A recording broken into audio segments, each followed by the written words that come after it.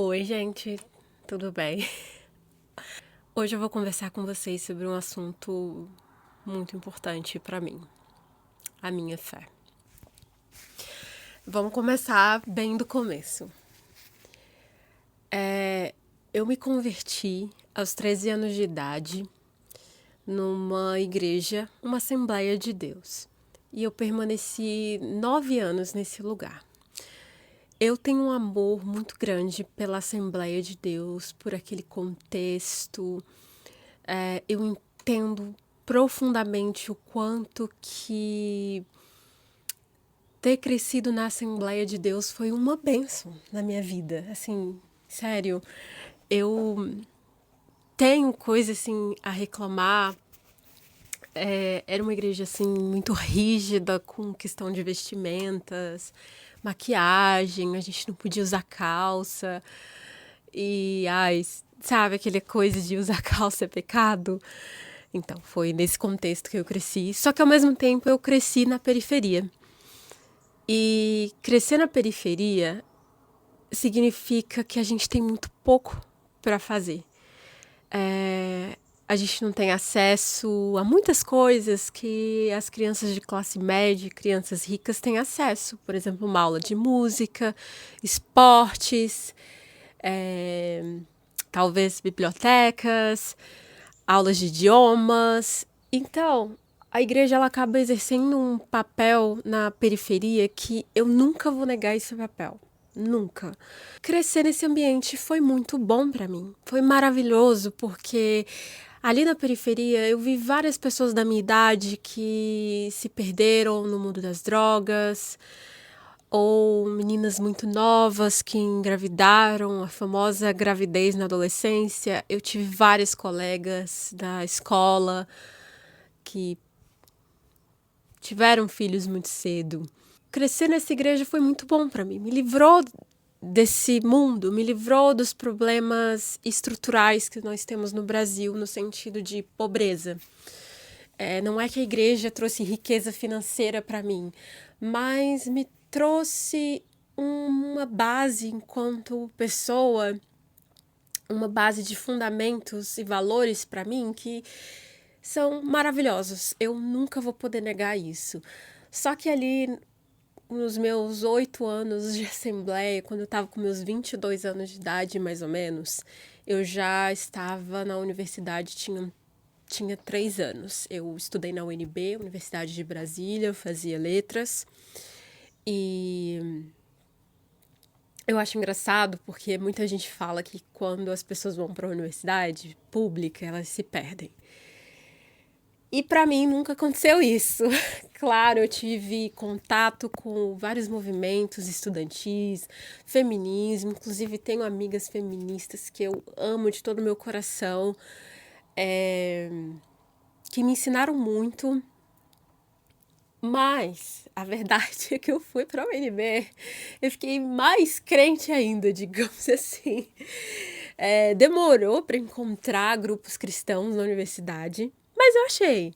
E aí eu frequentei uns 2 grupos cristãos, conheci pessoas maravilhosas e também conheci pessoas de outras igrejas que não eram pentecostais ou neopentecostais. Foi na Universidade de Brasília que eu comecei a ter contato com a fé reformada.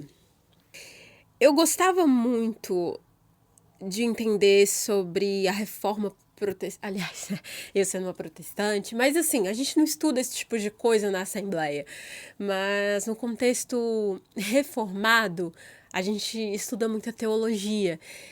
E para mim, a teologia reformada, ela responde muitas questões que eu tinha naquele momento, porque a Assembleia, ela era muito boa para mim no sentido musical, no sentido social e obviamente para me aproximar de Deus, mas no sentido de ter respostas para a vida enquanto uma pessoa que estava num contexto universitário.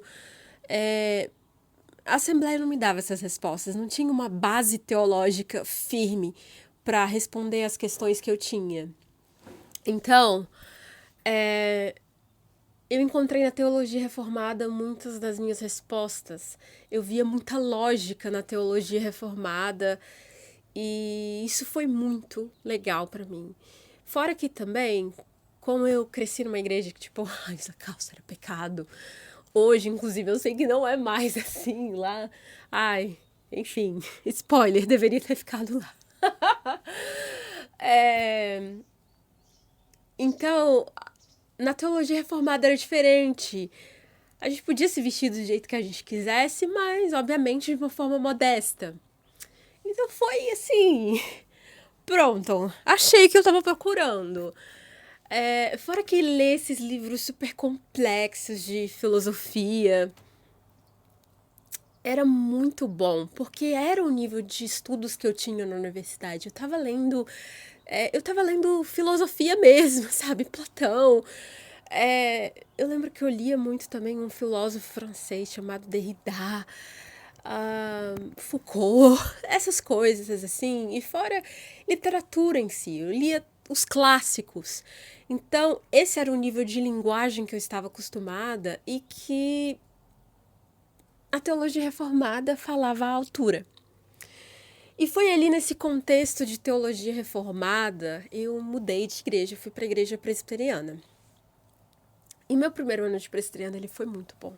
Gente, ele foi maravilhoso, assim. O meu pastor, ele era um pastor que ele era ex-assembleiano, que foi pro seminário presbiteriano. Não sei como aceitaram ele, mas acabou que ele se tornou um pastor presbiteriano. E eu tenho, assim, máximo respeito por essa pessoa.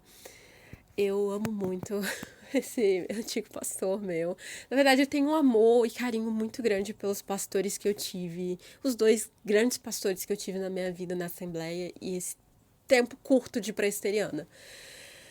Só que esse pastor só foi meu pastor por mais ou menos um ano.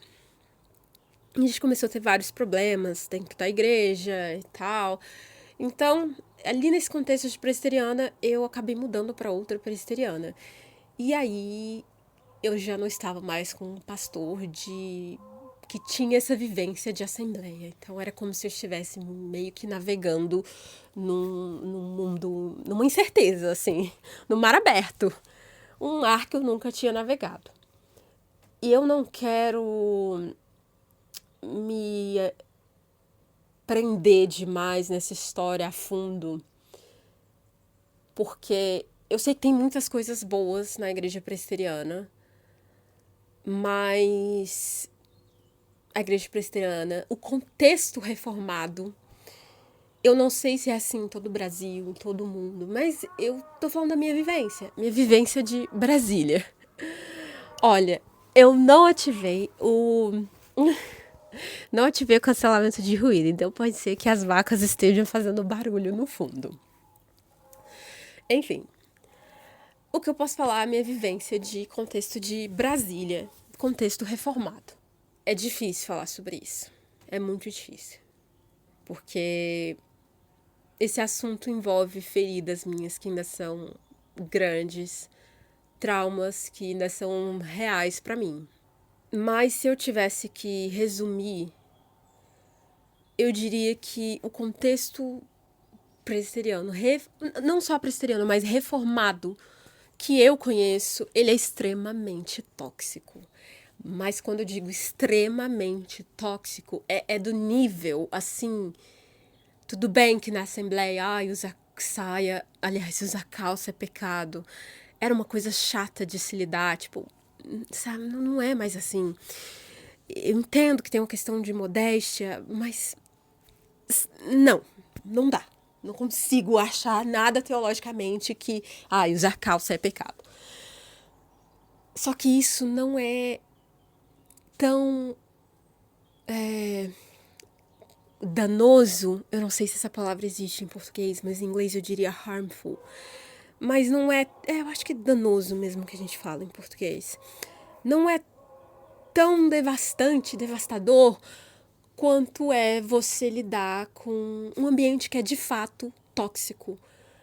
No sentido de existe uma questão de moralidade, um moralismo exacerbado, Por mais que o contexto presbiteriano, a gente não se envolve com política, blá blá blá, mas se você não tem aquela opinião política, você é automaticamente excluído. E eu entendo que na questão política isso no Brasil foi um problema como um todo, e eu vou falar sobre isso também. Mas o que eu posso dizer da minha experiência no contexto reformado é que, por mais que a teologia tenha respondido várias questões da minha fé, mas o contexto, ele mais me afastou de Cristo do que ele me aproximou. E existem problemas, e aqui eu falo especificamente da presbiteriana e do que eu conheço de presbiteriana. Como eu disse, eu conheço o contexto de Brasília, eu não conheço no resto do Brasil, no resto do mundo, que para mim eram inconcebíveis. Era assim, inconcebível. Por exemplo, alguém pecar e o pecado dessa pessoa ser exposto para toda a igreja. Sei lá, fulano caiu com o namorado. E, tipo, a igreja inteira saber do acontecido. Isso pra mim é inconcebível. E vejam, eu cresci na Assembleia, uma igreja em que, para os reformados, já está num patamar muito abaixo. Não tem uma teologia boa o suficiente. Não é reformada. Então, são os arminianos. E que nem na Assembleia eu vi esse tipo de coisa. E eu falo nem na Assembleia justamente porque, nesse contexto reformado, os assembleianos e outras pessoas de igrejas pentecostais ou neopentecostais são vistas como inferiores. Eu não vi esse tipo de coisa na Assembleia, em 10 anos de Assembleia. E não somente isso, eu vi pecados sendo normalizados nesse contexto que eu nunca vi em quase 10 anos de Assembleia. Então, sabe, não dá pra passar pano. Não dá. Então, eu diria que os meus anos de presbiteriana, inicialmente, me aproximei muito de Deus, aprendi muito sobre a questão da liturgia, aprendi muita teologia, sou muito grata a Deus por isso. Mas na questão social, meu Deus, como que esse ambiente me fez mal, como me adoeceu em níveis que eu acho que nem vale a pena expor. Nem vale a pena expor, mas eu nunca mais, da minha parte, assim, eu nunca mais quero pisar nesse lugar novamente, porque só eu sei o quanto esse ambiente me adoeceu, a maneira como as pessoas lidam com as coisas me adoeceu. Eu nunca vi isso no sentido de uma pessoa estar fraca na fé e as pessoas, ao invés de ajudá-la, colocam essa pessoa mais ainda no fundo do poço. Fora que a questão do protestantismo ela é muito difícil.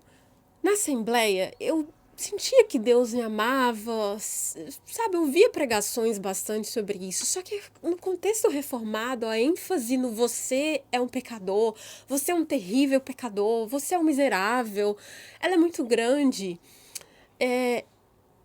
Uns 3 dias atrás, inclusive, eu estava lendo um livro do Paul Washer, e uma das coisas que estava escrita nesse livro era que você é um pecador e a única coisa que você conhece é o pecado.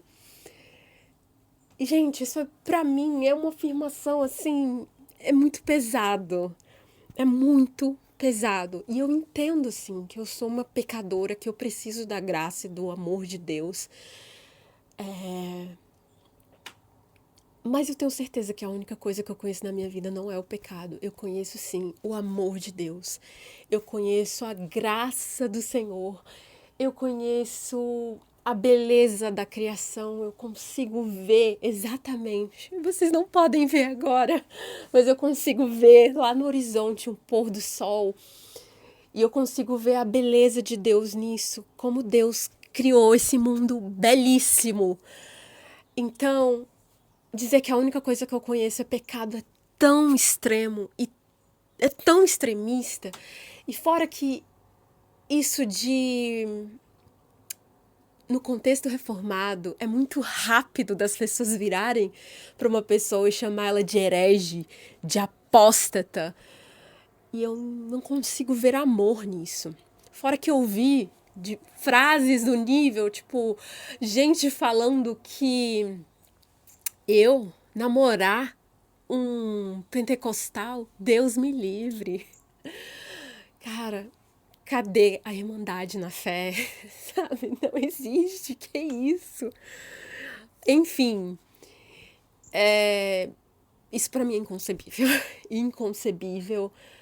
Eu acho que, como eu disse, eu sou muito privilegiada de ter crescido na Assembleia de Deus, mesmo com os problemas que eu acho que existem estruturalmente lá, mas eu cresci num ambiente de muito amor, de muita simplicidade, em que as nossas santas ceias, a gente tinha várias cestas.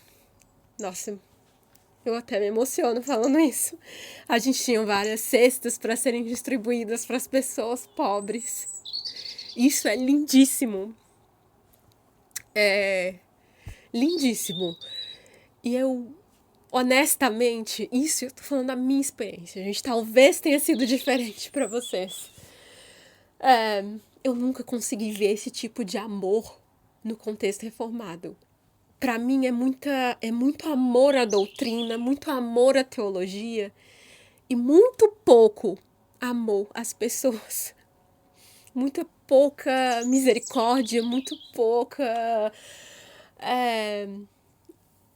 compreensão, acolhimento com pessoas que vieram de tradições diferentes, assim, não que elas vão para a igreja, que elas saíram de uma tradição e foram para o presbiteriano, não, mas no sentido de, caramba, essa pessoa é uma cristã verdadeira e ela crê diferente em algumas coisas. E tá tudo bem, essa pessoa ama e serve a Deus verdadeiramente. Eu vi muito pouco disso, assim, repetindo. Pra mim é muita teologia, muito moralismo, muito amor à doutrina e muito pouco amor às pessoas. Mas como eu disse, essa é a minha experiência.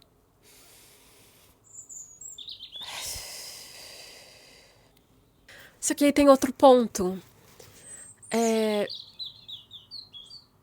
O que o protestantismo se tornou no Brasil nos últimos anos é uma coisa muito dolorida de se ver, para mim.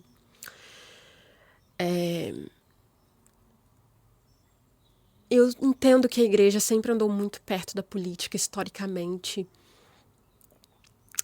mas é muito óbvio para mim que a igreja brasileira, em grande parte, deixou de amar a Jesus, a seguir Jesus, a pregar sobre o amor de Jesus para se curvar à política. Isso para mim é um fato. É dolorido. É muito dolorido de se ver. Então, eu não tenho a intenção de voltar para o Brasil. E se eu voltasse para o Brasil, dificilmente eu conseguiria congregar numa igreja protestante. Eu também entendo que isso aconteceu bastante dentro da igreja católica, e que a igreja católica também tem um passado muito complicado. Mas a igreja física é feita de pessoas. Sempre haverá problemas, sempre haverá tempos sombrios e tempos que não são tão sombrios, porque é assim. É assim. E nesse momento na minha vida, dado o contexto em que eu estou, o contexto cultural, o contexto social e o meu momento emocional, e depois de tantos traumas que, como eu disse, isso é a ponta do iceberg, eu não vou abrir toda a minha vida aqui. Eu achei paz. A paz que eu não sentia há mais ou menos 4 anos na minha vida, eu achei essa paz no catolicismo.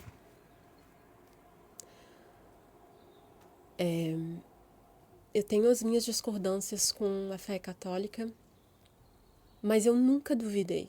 E nunca duvidei que existiam pessoas dentro da Igreja Católica que eram verdadeiramente salvas.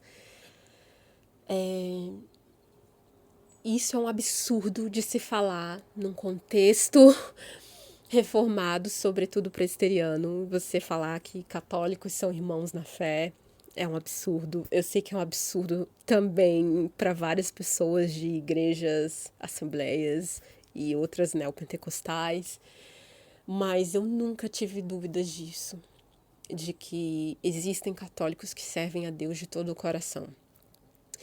E a verdade é que o que eu achava ser o catolicismo é uma coisa. O que o catolicismo é de fato. Ai, meu Deus, what a shame! É totalmente diferente do que eu achava que era. Totalmente diferente. E eu passei os últimos quase 3 anos da minha vida sem frequentar uma igreja. Eu ainda não estou frequentando nenhuma. Mas é a primeira vez em 4 anos que alguma coisa me toca de um jeito que em inglês a gente fala "It humbled me". It humbled me. Basicamente significa que alguma coisa te deixou mais humilde. E a primeira vez que eu parei de fato para estudar o catolicismo foi há pouco tempo atrás. Eu diria que tem uns 3 meses e meio. Fiquei surpresa com os muitos pontos em comuns que existem com o que eu já acredito. Mas aí eu ouvi uma... Eu não sei se fala pregação. Uma palavra, uma palestra, um vídeo do padre Paulo Ricardo falando sobre o protestantismo. Muito do que ele falou é verdade. E eu não tenho argumentos, mesmo sendo assim uma pessoa que sabe muito de teologia. Eu não tenho argumentos para discordar. E obviamente só um vídeo não é suficiente para falar, ai, me converti ao catolicismo. Eu nem acho que eu me converti ao catolicismo, tá? Mas eu senti paz na minha vida novamente. Eu senti que eu me aproximei de Deus novamente, desde o dia que eu decidi estudar sobre o catolicismo. E eu me sinto muito mais humilde desde o dia que eu comecei a estudar o catolicismo. Sobretudo quando eu entendi o que significam os santos para os católicos. E eu diria que o maior impacto disso na minha vida foi que eu sempre procurei modelos de pessoas para seguir, e eu acho que isso não tem o menor problema. Ai, mas seu único modelo é Jesus. Sim, a maior referência que a gente tem é Jesus. Só que, ao mesmo tempo, a gente também precisa de outros modelos no sentido de como viver uma vida santa, sabe? E quando a gente olha para essas pessoas que foram canonizadas pela Igreja Católica, é meio que, em inglês a gente fala we can relate, no sentido de a gente consegue se identificar um pouco mais, porque eles viveram aqui, tiveram lutas um pouco mais parecidas com a gente, sabe? Não que Jesus não tenha tido, mas ele era homem e Deus ao mesmo tempo. E essas pessoas eram só pessoas. Então, olhar para essas pessoas que são consideradas santas pela Igreja Católica me deu a sensação de que eu tenho amigos para quem olhar. Porque isso é uma coisa também que aconteceu comigo. Eu perdi todos os meus amigos de igreja. Eu tô falando isso rindo agora, mas isso é motivo de chorar ainda. Bastante pra mim. Outra coisa também que eu achei tão bonita na Igreja Católica na tradição católica, existem várias coisas bonitas, mas existem coisas que mexeram comigo mais do que outras. É que eu justamente ouvi o mesmo padre falando que a igreja, ela já existia antes de existir a Bíblia. Então esse negócio de sola escritura, não é que a gente vai ignorar a Bíblia de maneira alguma, pelo amor de Deus. Não. Mas não é só aquilo. Existe mais. E justamente isso conversa tanto com o meu background de assembleiana, porque, cara, na Assembleia a gente crê em milagres, a gente crê em pessoas falando outras línguas, a gente crê em revelações, enquanto no contexto presbiteriano a gente não acredita em quase nada, praticamente nada. E é uma fé tão fria pra mim que não faz sentido. A sensação é que eu tava me reprimindo. Agora eu posso respirar de novo. E eu acho que, talvez por último, e aí isso foi uma coisa que aconteceu no meu período de Brasil, eu passei uns 20 anos sem conversar com uma amiga minha, juro pra vocês, gente, amiga de infância. E calhou da gente se ver numa festa que teve na rua da minha tia, e eu fiquei 2 horas conversando com ela. E ela é super católica. Ela passou anos sem ir pra igreja católica, e agora ela tá indo, enfim, vai se casar. E aí eu perguntei pra ela, que isso era uma dúvida, assim, muito genuína minha. Que eu tinha a impressão de que a igreja católica lidava com a questão do pecado de uma maneira muito diferente das igrejas protestantes. Tipo, eu sentia que era bem menos punitivo. Sei lá, a pessoa ela é católica, ela diz que é católica e tá lá rezando todo domingo, mas tá morando com o namorado e eles não são casados, sabe? Estão vivendo em pecado. E isso, meu Deus do céu, isso é o fim do mundo no protestantismo. É tipo assim, todas as maldições da tua vida, teus filhos vão ser amaldiçoados, tuas vacas, todas as maldições da tua vida, porque tu tá fazendo isso. E eu entendo, sim, que o pecado ele traz consequências ruins pra nossa vida, eu não tenho a menor dúvida disso. Só que a maneira que eu vi as pessoas tratando isso, de ai meu Deus, é o fim do mundo, amaldiçoada para sempre, para o resto da tua vida, é uma coisa muito traumática. Cadê a misericórdia? Cadê a redenção? Sabe, meio que não existia. Enquanto eu não entendia muito bem como era na igreja católica, e uma das muitas coisas que eu conversei com essa amiga minha, ela falou, Thalita, mas Deus é paciente. E é o Espírito Santo que convence a gente do nosso pecado. E às vezes a pessoa já tá convencida do pecado dela e ela tá no caminho para se consertar. E não é porque você tá vivendo no pecado que você precisa ser condenado desse jeito. Foi mais ou menos isso que ela falou. Isso pra mim, com a minha cabeça de protestante, foi um choque. Eu confesso pra vocês que foi um choque. Porque você é excluído de tudo se você está em pecado. Como eu disse, em algumas igrejas você inclusive é exposto do seu pecado. Você está fazendo isso e aquilo. Imagina o quanto é traumático. Na católica não existe isso. Você vai lá, confessa com o padre, faz as suas penitências, conserta o que precisa ser consertado e acabou. Acabou. Acabou, não tem negócio de maldição pra tu, pros teus filhos. Acabou. E aí eu fico, tá, mas cadê? Cadê o sofrimento? Cadê? Entendeu? E olha, é meio estranho falar isso. É muito estranho, na real, falar isso, mas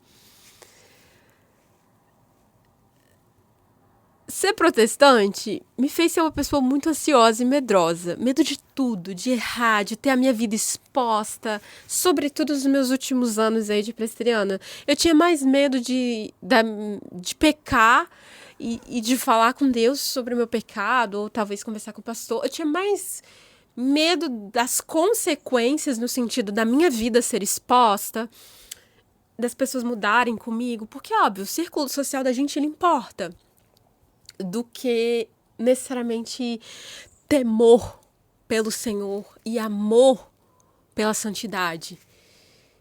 Isso nunca ocorreu comigo, gente.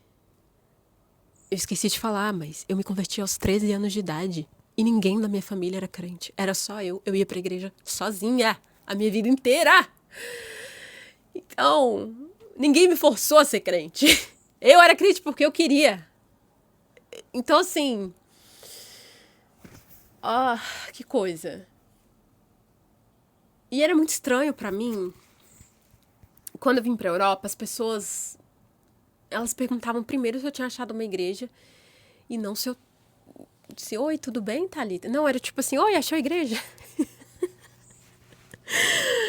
Oi, achou a igreja? Oi, tá indo na igreja? Gente, a minha conclusão é... Eu não sei pra qual direção o Senhor vai me levar. Mas eu tenho certeza de uma coisa. Que Deus não me abandonou. Que a minha fé é verdadeira. E que eu amo Jesus de todo o meu coração. Eu não tenho a menor dúvida sobre isso. E que todos os traumas vividos nos meus últimos anos de protestante no Brasil,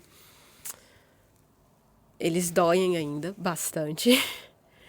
Mas eu vou me agarrar no versículo de que todas as coisas cooperam para o bem daqueles que amam a Deus. Eu não sei se catolicismo é a resposta que Deus tem para minha vida, mas o catolicismo, estudar sobre o catolicismo me trouxe esperança para minha vida, uma esperança que eu não tinha há muito tempo. Se esse é o caminho que Deus tem para mim, eu ainda não tenho certeza. Se for, amém. Se não for, eu vou achar outro. Aí eu vou para uma igreja protestante saudável. E é isso.